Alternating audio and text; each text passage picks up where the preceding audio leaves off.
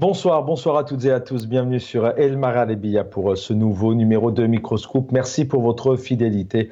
Partagez les réseaux sociaux, la page YouTube, la page Facebook, Instagram, X, vous connaissez ça par cœur. Déjà en 2019, le jour même de l'investiture du président Abdelmadjid Tebboune, qui arrivait au pouvoir pour son premier mandat, d'ailleurs, qui prétendait, Abdelmadjid Tebboune, qui prétendait aussi à l'époque vouloir tendre la main au Hirak. Et bien, le jour de son investiture, le tribunal de Sidi Mohamed, donc à Alger, a condamné Mohamed Tadjadid, déjà en 2019, à 18 mois de prison ferme. Le poète du Hirak, il avait été interpellé en 11 novembre, notamment lors d'un rassemblement de soutien à ses amis, ses frères et sœurs d'Algérie qui souhaitent le changement.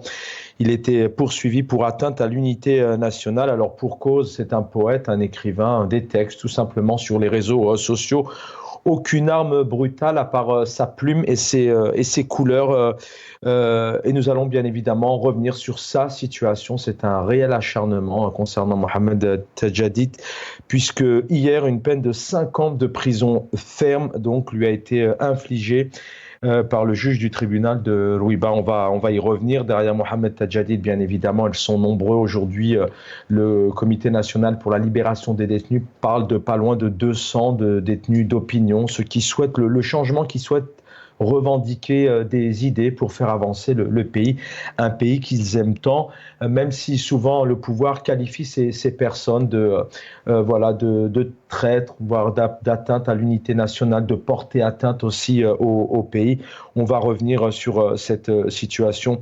On se rappelle aussi que le 16 janvier dernier, un des agents de sécurité en civil ont interpellé Mohamed Tadjadid. On n'avait pas eu de nouvelles aussi pendant plusieurs heures avant d'avoir des nouvelles. Et puis cette sanction, il faut absolument en parler ce soir. C'est un dossier très important parce qu'il relève des libertés. Et puis dans un deuxième temps, nous reviendrons sur la situation entre chauffage, peut-être manque d'électricité, une cantine qui laisse à désirer, avec souvent les mêmes plats, des légumineuses. Des réseaux sociaux en parlent souvent, un manque de formation, des professeurs qui manquent de moyens, parfois des classes donc avec un certain nombre d'élèves qui dépassent tout entendement. Nous allons revenir sur la situation du corps professoral, des lycéens, des professeurs, des surveillants, des étudiants en médecine qui sont dans la rue maintenant depuis plusieurs mois et qui sont toujours oubliés et ignorés.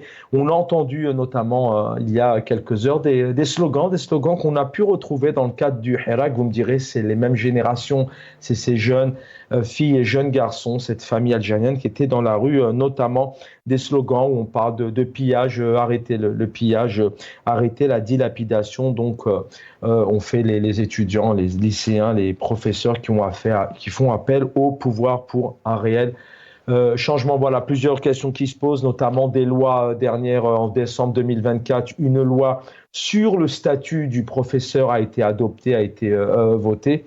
Et dernièrement, le président algérien qui souhaite une nouvelle loi. Alors, est-ce que ce sont les lois qui sont les problèmes en Algérie ou c'est plutôt le problème d'un État démocratique, la concertation, l'échange? Comment peut-on mettre des lois en place sans concertation avec les universitaires, avec les associations d'étudiants, notamment avec les partis politiques aussi, et puis surtout avec les syndicats? C'est une question qui se pose.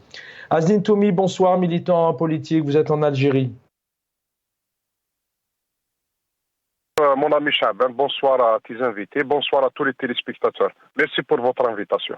C'est moi qui vous remercie pour votre fidélité à la chaîne et surtout aux Algériens, aux Algériennes. Vos réflexions, vos analyses sont essentielles. Le plaisir aussi de l'avoir avec nous ce soir. On en profite, on s'en lasse pas.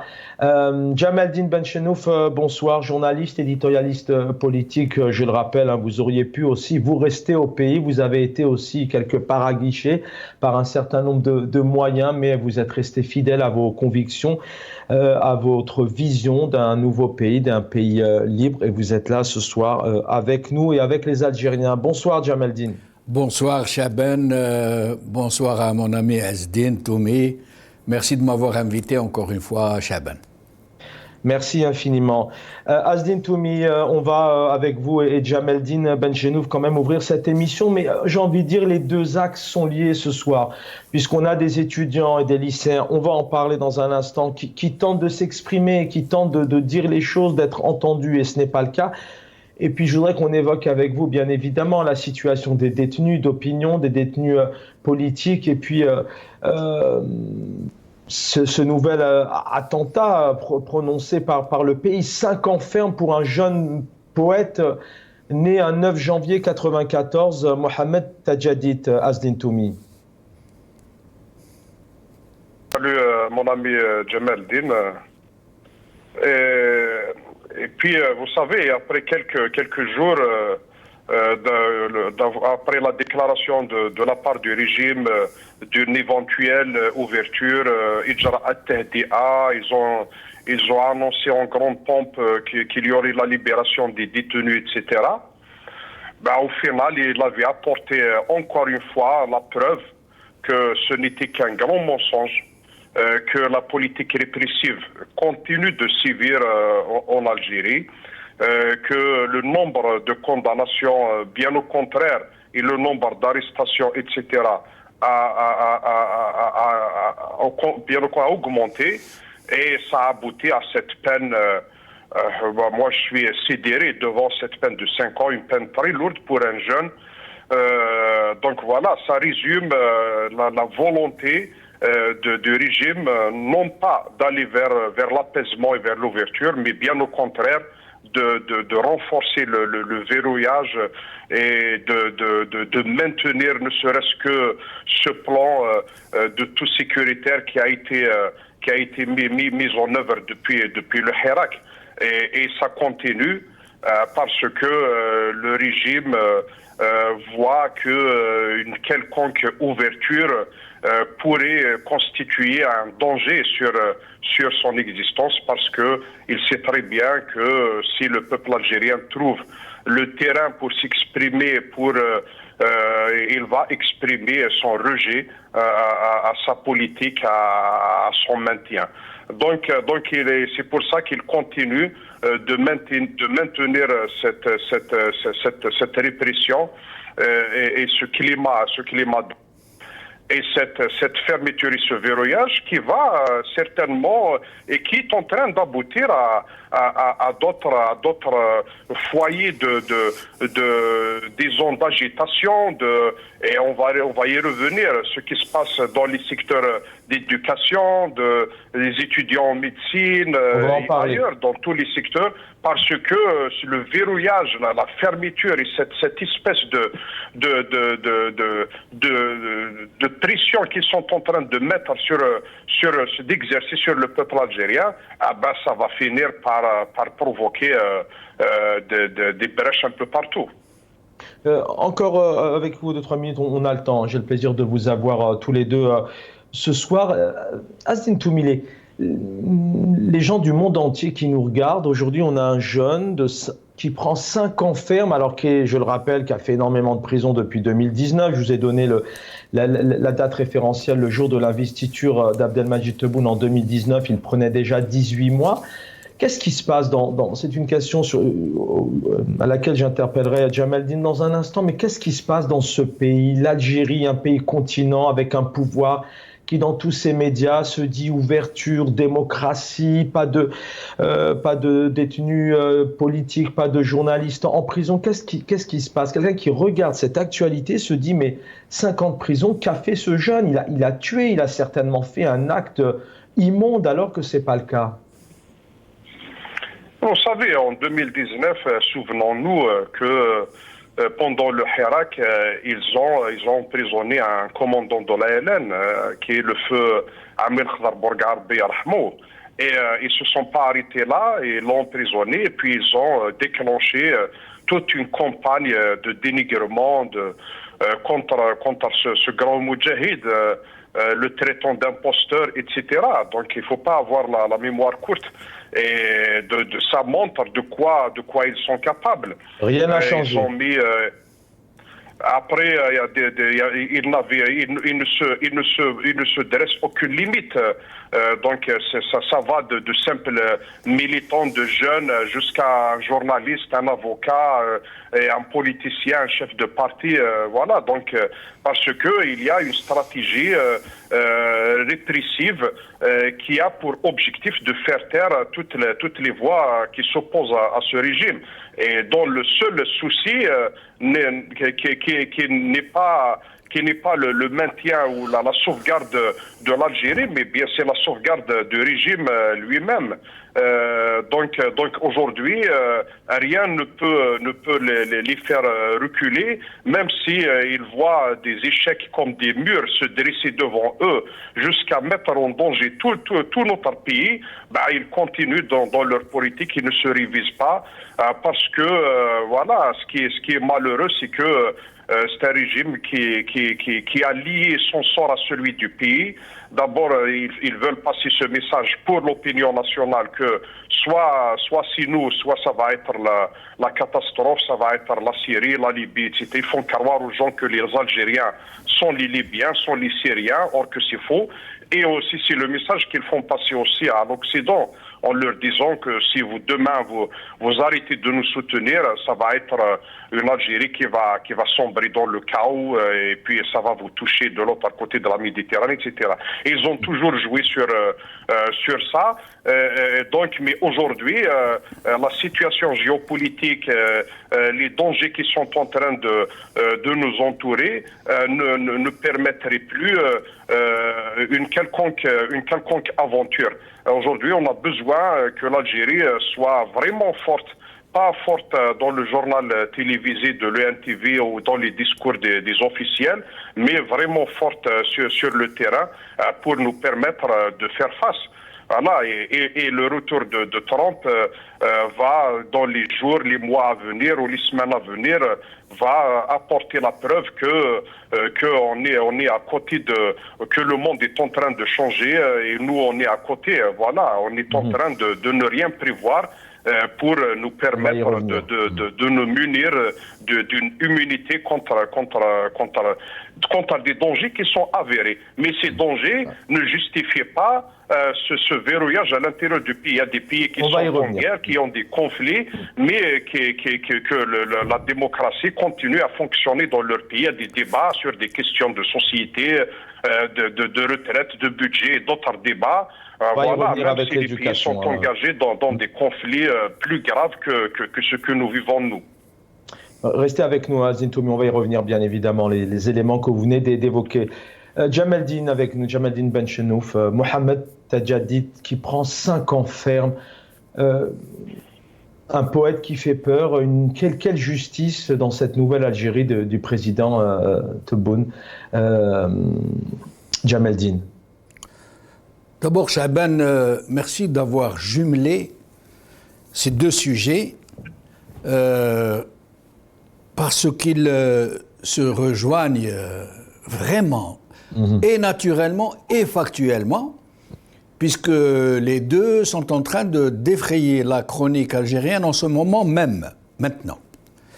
Et de façon majeure, de façon vraiment qui confine à la clameur publique pour le moins, qu'on puisse dire. Ensuite, deux sujets qui se rejoignent très intimement, très fortement, très symboliquement, parce que dans l'un et l'autre cas, c'est la jeunesse de ce pays. D'un côté, les militants pour le Hirak, les élites du Hirak, les poètes du Hirak, les syndicalistes du Hirak, les politiciens du Hirak, en la personne de Mohamed Tadjadid d'un côté, et de l'autre, l'avenir du pays à travers les lycéens qui sont aujourd'hui sur la brèche. Et pas pour rien, nous allons en parler, si vous le voulez bien tout à l'heure, des vraies motivations qui sont très profondes et très inquiétantes. Ensuite, ces deux sujets se rejoignent tout aussi naturellement et tout aussi urgemment, parce que et la jeunesse militante qui est au front de la résistance, et la jeunesse lycéenne, ce potentiel pour demain et qui commence à montrer cette disposition à l'appréhension politique, à ce qui guette leur pays, sont tous les deux, ou toutes les deux, face à une véritable gérontocratie. Une gérontocratie dans toute son ampleur. Tous ceux qui ont les leviers de commande dans ce pays ne sont pas seulement âgés, parce que ce n'est pas une tare en soi que d'être âgé, bien au contraire. Ils sont séniles, ils sont sénescents. D'ailleurs, je vais me permettre de vous donner des exemples vivants. Quand vous voyez le président de la République, M. Tebboune, qui incarne le pouvoir, l'État, et tout naturellement le respect dû à l'État, la dignité de l'État, la haute morale de l'État, ça veut dire normalement que le moindre de ses gestes, la moindre de ses paroles, le moindre de ses engagements devrait être éminemment exemplaire. Or, ce monsieur est devenu... il a gagné de haute lutte, si je peux dire, le droit à un surnom. On l'appelle Kedboun, le menteur. Il ne craint pas de mentir d'une façon outrancière. Il va dire au secrétaire d'État américain, nous sommes capables de produire facilement 30 millions de tonnes de blé. Ce qui est impossible, même si vous importez tous les Américains, tous les Canadiens, tout leur matériel, et que vous ramenez toute l'eau du monde et toute la pluie du monde, il est impossible de produire 30 millions de tonnes par an de blé en Algérie. Vous pouvez le demander à n'importe quel ingénieur agricole sérieux, il vous le dira. Il est quasiment impossible de dépasser les 10 millions. 10 millions, ce serait un exploit qui rentrerait dans l'histoire. Parce que, contrairement à ce qu'ils prétendent, oui, l'Algérie est un pays à blé, l'exporter, le blé à Rome, si la guerre si la France nous a occupés, c'est parce qu'on lui a vendu des blés qu'elle n'a pas payés. Ça a des explications. Le blé que la France, effectivement, a pris et qu'elle n'a pas payé, qui a indirectement déclenché la colonisation, c'est parce que les Turcs, à l'époque de la régence d'Alger, sortaient une fois par an de leur régence vers les autres régions où il n'y a pas de beylik, et ils avaient fait une route, la Trigl Beylik, pour envoyer le joldash, les janissaires avec la zorna et les grosses caisses, et ils allaient vers les Cheikh al-Arab, récolter les impôts qui se payaient massivement et principalement en blé. Et donc, c'était des centaines de milliers de tonnes, si je peux dire, qui allaient vers... enfin, j'exagère, des milliers de tonnes qui allaient vers l'Algérois, où tous les silos à grains étaient comblés, il n'y avait plus de place.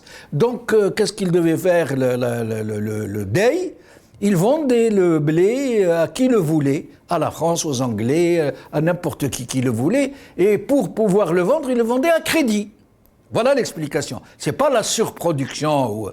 Pour Rome, c'est pareil. Rome obligeait les consuls et les proconsuls qui étaient dans la région à fournir une quantité de blé par an parce que Rome offrait du blé gratuitement à la population de Rome pendant des décennies.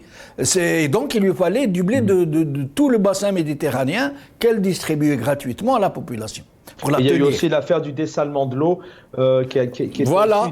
C'était assez risible. Mais derrière cette gérontocratie, qu'est-ce qui se passe? On en parlait tout à l'heure, Jamaldine aussi, un peu au téléphone. Qu'est-ce qui se passe en 2025? On met 5 ans pour un jeune poète. Alors, l'introduction que vous avez faite, elle résume tout, effectivement. C'est pour ça que j'ai souhaité vraiment faire le lien entre ces deux sujets. Mais que se passe-t-il en Algérie? On nous parle d'apaisement, d'ouverture d'esprit. Les médias mettent le paquet. On a l'impression d'être, il y a quelques années, dans les pays soviétiques, dans un certain régime d'une sorte de dictature. Est-ce que c'est le cas, puisque priver sa jeunesse d'expression et le mettre encore une fois 5 ans derrière les barreaux parce qu'il écrit, enfin c'est juste un poète, que se passe-t-il? D'abord sur Tajadit Chaaban, il faut rappeler une chose. C'était le préféré, le hirakiste préféré, si je peux dire, parmi la jeunesse, de Rabbi Yerhamou, commandant Bourga, l'Akhdar Bourga.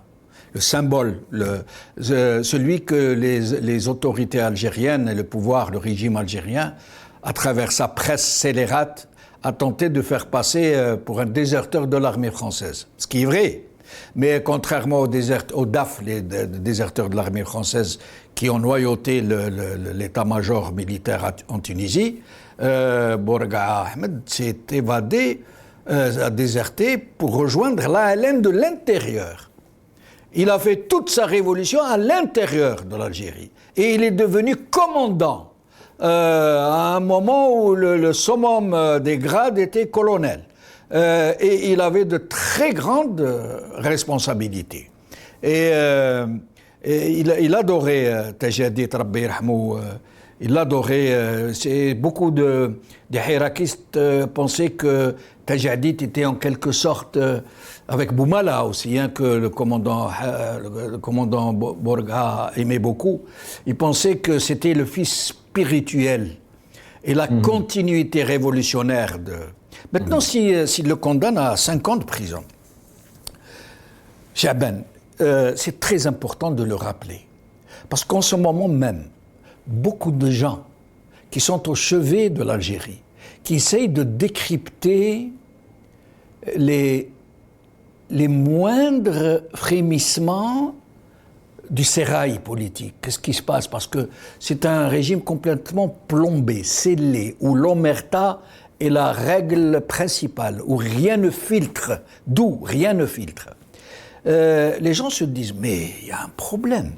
Si à un moment pareil, vous savez, il y a à peu près 250 détenus d'opinion et prisonniers politiques dans les geôles d'Alger, des hirakistes, sans compter des dizaines, personne n'a le chiffre, des dizaines de prisonniers politiques des années 90, dont la moitié est morte de maladies très graves, comme le cancer, et qu'on n'a pas laissé mourir chez eux, parce qu'ils détiennent des secrets sur le terrorisme pédagogique. Parce que ça pourrait filtrer et aller vers l'étranger. Et que le monde pourrait découvrir quel monstrueux système a été ce régime pendant les années 200. Mais donc, les gens sont en train de se poser des questions, Chaaban. Ils se disent, mais il y a un problème quelque part. Si, à un moment où ce régime devrait apaiser la situation, il vient de sortir d'une tragédie électorale. On ne sait pas encore ce qui s'est vraiment passé. Où le chef de la surveillance des élections a déclaré officiellement un chiffre et il est revenu dessus quelques heures après. De moitié. Il a donné la moitié. Ça veut dire qu'il a révélé lui-même comme un grand qu'il y a eu une très grosse fraude électorale. Et puis, dans la foulée, on apprend qu'une nouvelle force parmi le régime des officines dont on ne sait rien, des cénacles, aurait fait une sorte de coup fourré pour démasquer la fraude électorale. Et puis ils sont mis entre eux, ils sont mis d'accord, ils ont décidé que rien ne filtre. Mais à condition, pour les uns ou les autres, de négocier des parts du pouvoir. Ok. Mais dans une telle situation, aussi grave pour le régime, aussi explosive, on essaye d'apaiser. C'est la logique des choses. Le dernier des imbéciles vous le dira. Ça veut dire, c'est le moment de libérer les détenus politiques et les prisonniers politiques, c'est le moment de faire des ouvertures politiques, de vrais dialogues, parce qu'ils sont en train de faire avec leurs copains coquins, ils dialoguent ensemble avec... vous imaginez aller dialoguer avec des partis politiques algériens? Vous imaginez? À part Haïcha, Wahed Lazouch. Alors qu'est-ce qu'ils font? Ils font l'inverse. Ils interpellent des dizaines, attention, c'est des dizaines de gens qui ont lancé des hashtags Manish Ravi. Je ne suis pas satisfait. Les Mahi, Laïb, l'Ahram, et il les condamne à de lourdes peines de prison. Nous allons bientôt en savoir plus parce qu'ils font tout pour ne rien dire. Pourquoi ? Pour atteinte à la sûreté de l'État. Tajedid, condamné à 5 ans de prison ferme pour atteinte à la sûreté de l'État parce qu'il a dit Manish Ravi. Mais vous imaginez, Cha'ban, la monstruosité, l'énormité de cette affaire. Vous imaginez n'importe quel pays au monde, aussi despotique soit-il, aussi farfelu soit-il, aussi outrancier soit-il, condamner quelqu'un à 5 ans de prison ferme pour avoir dit « je ne suis pas satisfait de ce régime », à plus forte raison, je vais m'arrêter là, Cha'ban, à plus forte raison que ça a une seule explication de mon point de vue, une des deux.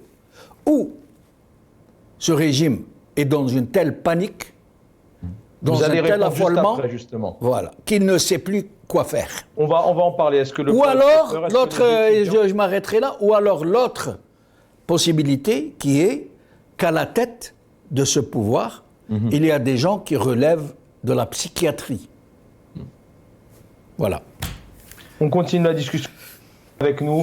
On va changer de titre, mais les deux sont liés. Asdine Toumi, aujourd'hui, d'abord, il y a des étudiants, il y a le corps médical depuis plusieurs semaines, plusieurs mois maintenant dans la rue. Il était même question à un moment donné, encore une fois, de la main étrangère. Si je ne me trompe pas, c'est le Merzen.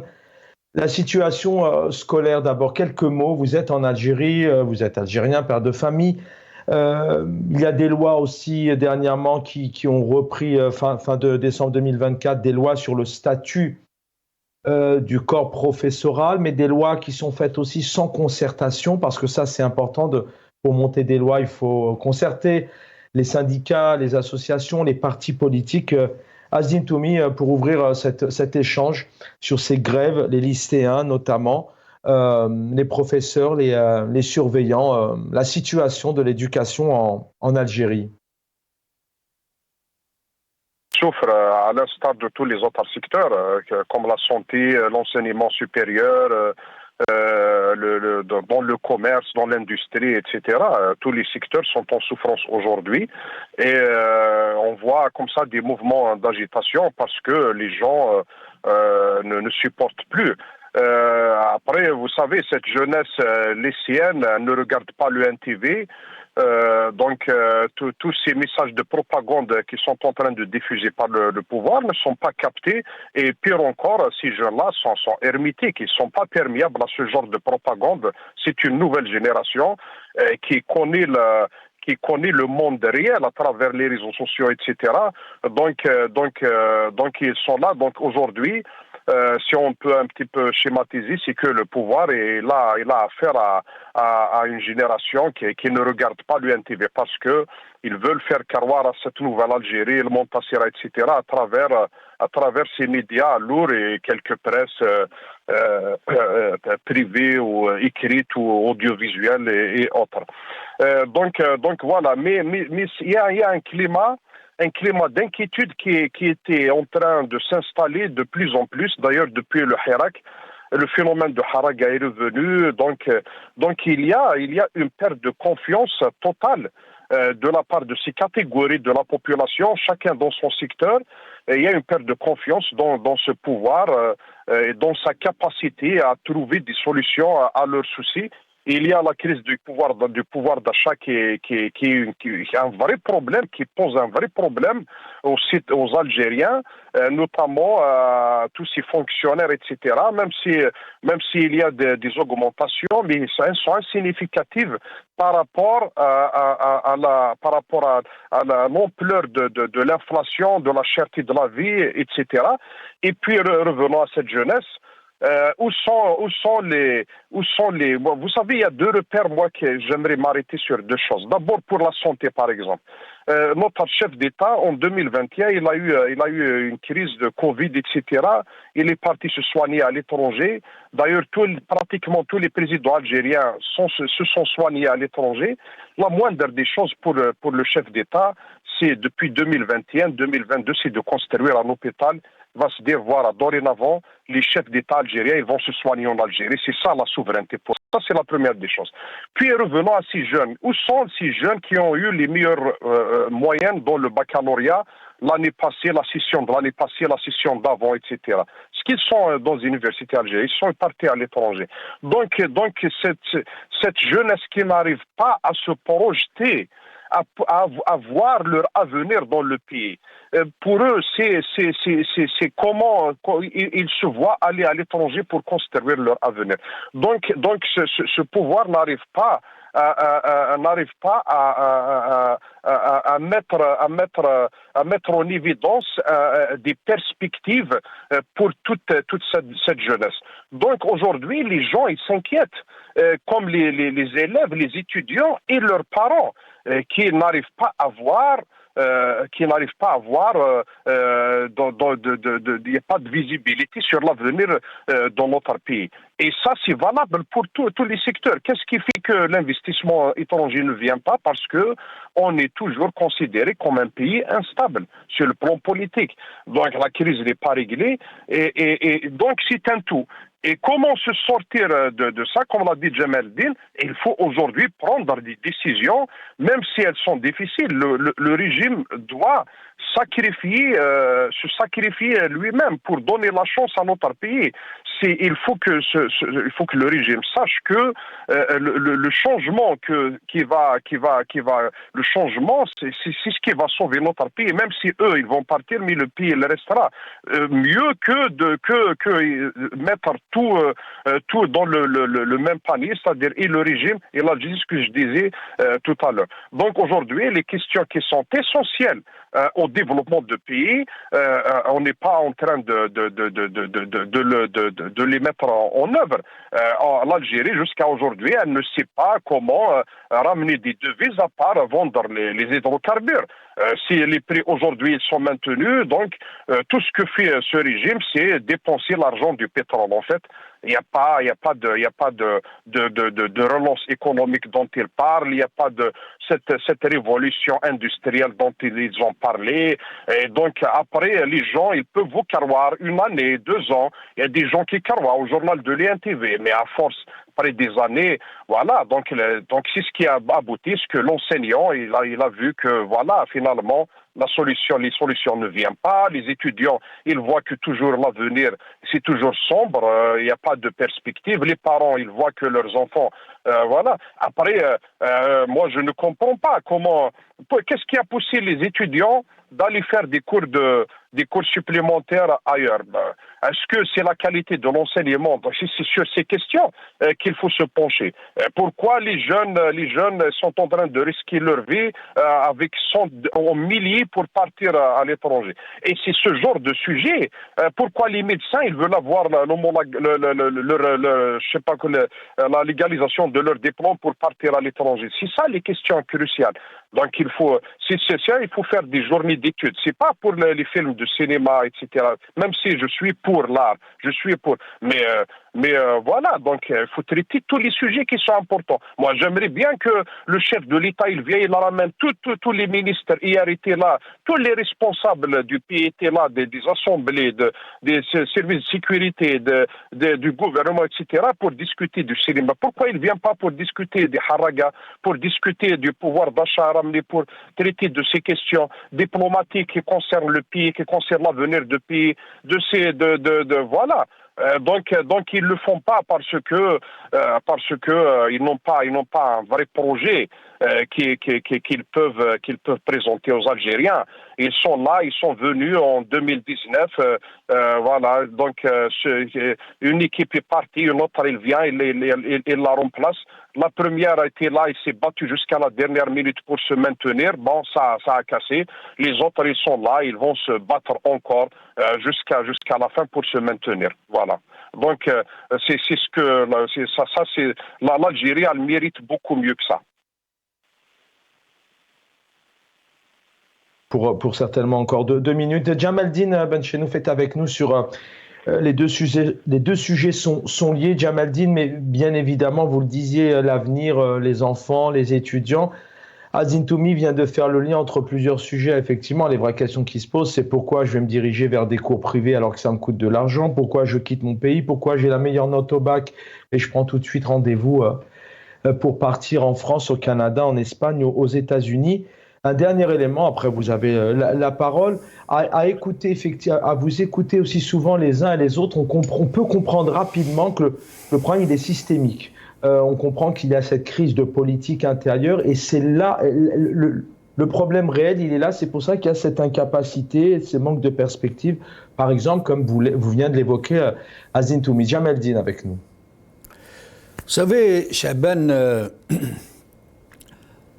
il m'arrive de temps en temps de discuter de ces problèmes avec des confrères français. Vous savez que je l'avais déjà raconté cette anecdote. Un jour, j'ai appris par quelqu'un qui était plus sincère que les autres. Il m'a dit, Jamaldine, franchement, je te conseille de mettre un peu d'eau dans ton vin ou d'eau dans ton lben, comme on dit, parce que tout le monde pense que tu exagères quand tu parles de l'Algérie. Tu sais qu'ils ont fini par ne plus te croire. Ils pensent que tu en veux tellement à ce régime que tu es en train de fabuler, d'exagérer. Et c'est le sentiment général que nous ressentons tous qui vivons à l'étranger quand nous parlons de ces problèmes à nos amis, à nos confrères, ici en France, au Canada, aux États-Unis. Les gens ne nous croient pas. Ils nous disent « ce n'est pas possible, vous ne pouvez pas avoir un régime aussi monstrueux ». Surtout que vous avez un Parlement, un Sénat, un Conseil constitutionnel, des élections, président de la République. Et donc, réellement, la situation est d'une telle gravité, d'une telle absurdité, d'une si profonde outrance qu'il est difficile d'en parler. Chez nous, aujourd'hui, nous parlons donc de ce secteur de l'enseignement et de cette jeunesse qui commence à se réveiller. Après, qui commence, je dirais plutôt, à sortir d'un coma politique. Parce que la conscience politique algérienne a été délibérément plongée en coma profond et irréversible. Pour eux, du moins. C'est ce qu'ils pensent. Chaban, je vais vous donner quelques chiffres. Le secteur de l'éducation, il y a 30 000 établissements scolaires. 30 000 établissements scolaires dont même pas 5%, et encore c'est très exagéré, sont aux normes minimales. Je ne dis pas aux normes internationales. Par exemple, je vais vous donner un exemple très simple. Dans ces 30 000 établissements, il n'y en a pas une quinzaine ou une vingtaine qui ont, hachakuma, des toilettes normales ou séparées, toilettes pour garçons, toilettes pour filles, propres. D'eau potable aussi, pas d'eau potable. Il y a des problèmes d'eau aussi, il y a pas d'eau potable dans les hôpitaux. Oui, pourquoi elles ne sont pas propres ces toilettes? Parce qu'il n'y a pas d'eau. Il n'y a pas d'eau.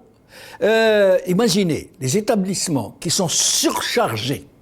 La moyenne d'occupation des classes en Algérie est entre 30 et 40 élèves par classe. Ça, c'est la moyenne. Mais il y a des classes où ils arrivent à 50 élèves par classe. Alors, des 30 000 établissements dont les salles de classe ne sont pas aux normes non plus. Par exemple, dans les régions du Nord, où il fait froid en hiver, maintenant, en ce moment, les élèves rentrent avec des bonnets, des gants et des khashabiyas et des manteaux, et certains ramènent des couvertures.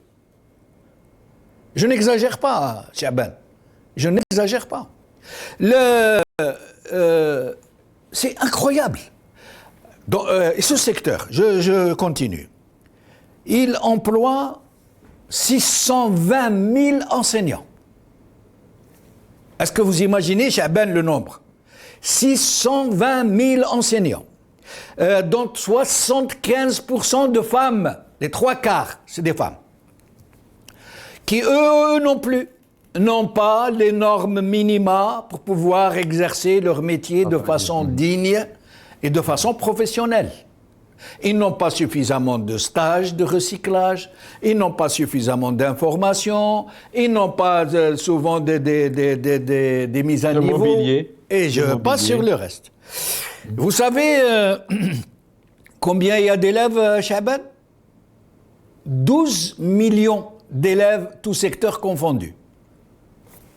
L'école primaire, l'école moyenne, l'école secondaire. Je ne parle pas des universités, c'est un autre domaine.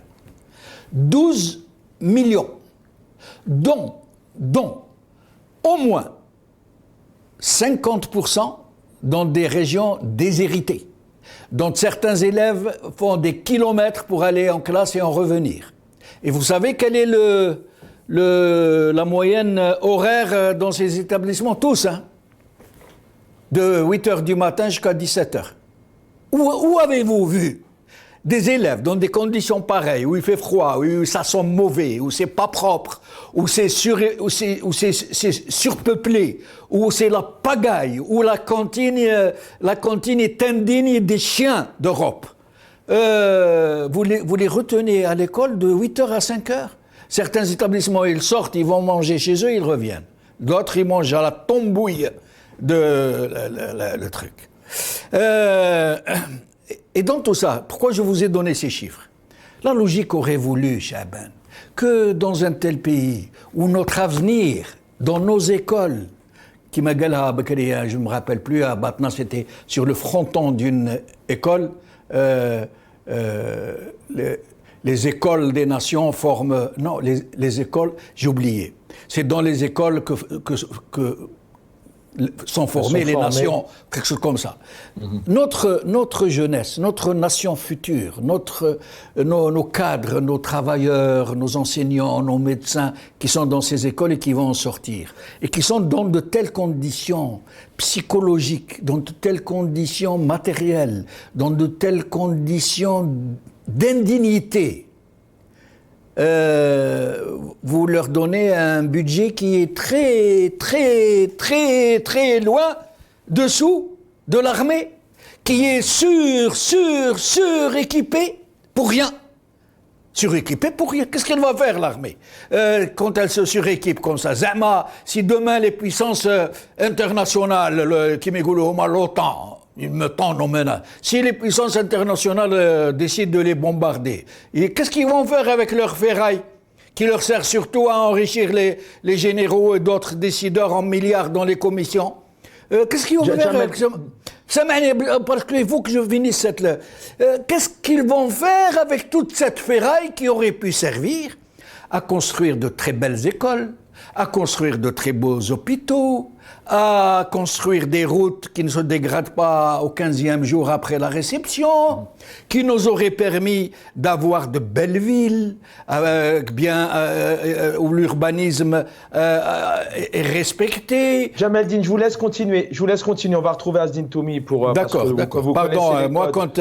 Vous connaissez les codes, l'émission passe. Oui, bien évidemment, je m'excuse. On va retrouver juste derrière, pas long. Mais si 2 minutes encore, Jamaldine, vous venez de faire un constat. On pourrait faire le même constat dans les hôpitaux, et j'en connais aussi un rayon. Mais moi, j'ai envie de vous dire, alors en 2 minutes, vous allez me dire c'est assez rapide, mais pourquoi? Il y a beaucoup d'argent en Algérie, c'est un pays continent, on sait combien, il y a eu ces 1000 milliards ou 1500 milliards de dollars de dilapidés du temps de Bouteflika. Pourquoi ce pouvoir de l'argent là où il faut pour faire changer les choses?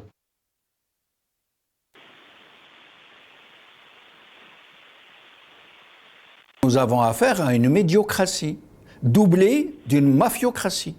À la limite, dans les années 60 et 70, nous avions affaire à une médiocratie. La mafiocratie était très virtuelle, très marginale, très résiduelle. Aujourd'hui, nous avons une médiocratie doublée de mafiocratie, puisqu'ils ont réussi à créer des capitaines d'industrie Zama, qui disposent de milliards de dollars, puisqu'ils ont réussi à exfiltrer de l'argent vers la France notamment, mais pas seulement, où ils disposent de biens absolument inestimables, puisqu'ils ont réussi à mener une vie de roi, où ils ne manquent de rien. Donc, une médiocratie, par excellence, elle est médiocre. Elle ne peut pas s'élever, gérer tout un pays. Ces gens-là, Chaban, les gens auraient fini. Vous leur donneriez une épicerie à gérer, ils l'amèneraient à la faillite. Merci pour cette métaphore, Jamaldine.